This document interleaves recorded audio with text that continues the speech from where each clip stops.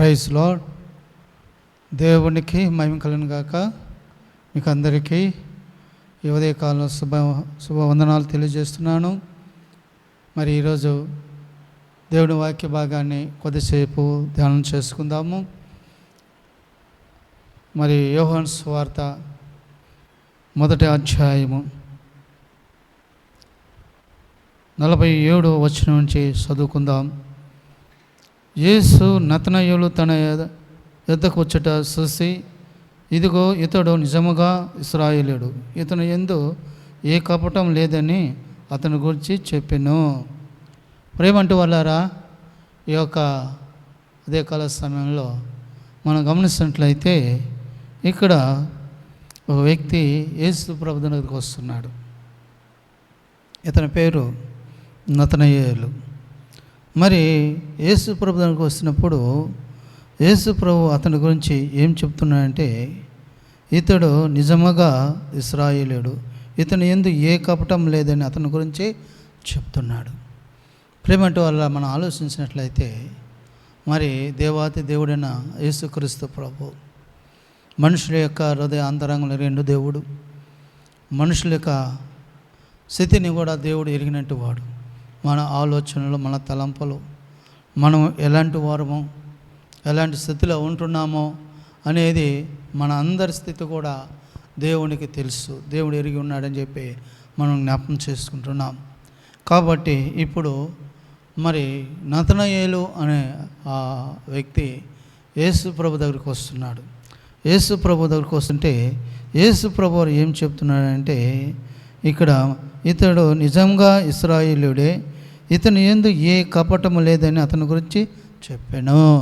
నిజంగా చెప్పాలంటే ఈ నతనయేలుని గురించి యేసు ప్రభు చెప్తున్నంటే ఒక మంచి సాక్ష్యం ఏంటంటే, ఈరోజు ఇతని యందు ఏ కపటం లేదు, ఇతని యందు ఏ కపటం లేదు అని చెప్పి మనం చూస్తున్నాం. ఈరోజు ప్రేమటోలారా, లోకంలో మనుషులు మనం చూస్తున్నప్పుడు ఎంతోమంది ఎన్నో రకాలంగా కపటోపాయం కలిగి, పన్యాయం కలిగి అనేక మంది నటిస్తున్నారు, జీవిస్తున్నారు. లోకంలో అనేక మందిని మోసం చేస్తున్నారు, కపటంతో మోసం చేస్తున్నారు, నటిస్తున్నారు. అయితే ప్రేమంటోలారా, అలాంటి మరి పరిస్థితుల్లో మనుషులు ఎంతోమంది ఉంటున్నారు.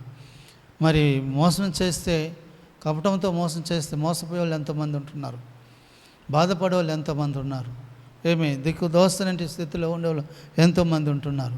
అయితే నిజంగా ఇక్కడ మరి యేసు ప్రభువారు నతనయేలుని గురించి ఉద్దేశించి చెప్తున్న మాట ఏంటంటే, ఇక్కడ ఇతడు ఇశ్రాయేలీయుడు, ఇతని యందు ఏ కపటము లేదని చెప్పి మనం చూస్తున్నాం. అవును, కపటం లేని వాడుగా ఈరోజు మరి ఇక్కడ మరి నతనయేలు మనం సాక్ష్యం వింటున్నాం. మరి ఈరోజు వాక్యం వింటున్న ప్రేమంటే వాళ్ళారా, మనం ఒకసారి పరిశీలన చేసుకుందాము. నిన్ను గురించి మరి యేసయ్య ఇలాగా చెప్తున్నాడా, నా బిడ్డ, నా కుమార్తె, నా కుమారుడు, ఇతని యందు లేక ఈమె యందు ఏ కపటం లేదు, ఏ మోసం లేదు, ఏ అన్యాయం లేదు, నిజంగా ఇతని యందు ఏ కపటం లేదు, ఈమె యందు ఏ కపటం లేదని మరి యేసయ్య చెప్తున్నట్లుగా మనం చూస్తున్నాం. అవును, ఈరోజు ప్రేమంటోలారా, కపటం కలిగినటువంటి వాళ్ళు చాలామంది మనం చూడవచ్చు, బైబిల్లో మనం చూడవచ్చు, మన స్నేహితుల్లో మనం చూడవచ్చు, మన ఇరుగు పొరుగు వాళ్ళు మనం చూడవచ్చు. కపటంగా చేసి మోసపోయినట్టు వాళ్ళు, బాధపడినట్టు వాళ్ళు ఎంతోమంది ఎన్నో రకాలుగా మనము చూడవచ్చు. వ్యాపారాలలో మోసం చేస్తూ, కపటంగా ఉద్యోగాలు తీసిస్తూ అంటూ కపటం చేస్తూ మోసం చేసి వాళ్ళని బాధ పెడుతున్నంటే వాళ్ళు ఎంతోమంది మనం చూడవచ్చు. కాబట్టి ప్రేమంటులారా, మరి నేను వివాహం చేసుకుంటానంటూ, మరి ప్రేమ అంటూ, పెళ్ళి అంటూ యామారిచ్చి వాళ్ళని బాధ పెట్టేవారు ఎంతమంది లేదు. ఒకసారి ఆలోచించుకుందాం. తల్లిదండ్రులు బిడ్డలని బాధ పెట్టదు కపటంగా డబ్బు కోసము, ఆస్తుల కోసము, మరి అంతస్తుల కోసము కపటం చేసి చంపేవాళ్ళు, మోసం చేసేవాళ్ళు ఎంతమంది లేరు. ఒకసారి మనం ఆలోచించుకోవాల్సినటువంటి వారు ఉంటాం. యేసయ్య చెప్తున్నాడు, ఇతడు నిజంగా ఇశ్రాయేలుడు, ఇతని యందు ఏ కపటము లేదు అని చెప్పి యేసయ్య ఈరోజు మరి నతనయేలుని గురించి ఒక మంచి సాక్ష్యం చెప్తున్నట్లుగా మనం చూస్తున్నాం. ఈరోజు ప్రేమటి వలరా ఈ లోకంలో మనం చూస్తున్నప్పుడు మనం కూడా దేవుని బిడ్డలంగా మరి నిజాయితీగా నీతిగా ఎన్నో మరి లోకంలో ఉన్నప్పటికీ కూడా వాటన్నిటిని కూడా విడిచిపెట్టి పక్కన పెట్టేసి నిజంగా యేసు ప్రభుని కలిగి జీవించినప్పుడు నీ జీవితంలో జయ జీవితం ఉంటుంది. ఎలా ఉంటావంటే కపటం లేనివాడుగా ఉంటామని చెప్పి ఈ రాత్రి మనము ఉదయకాల సమయంలో మనము జ్ఞాపకం చేసుకుంటున్నాం.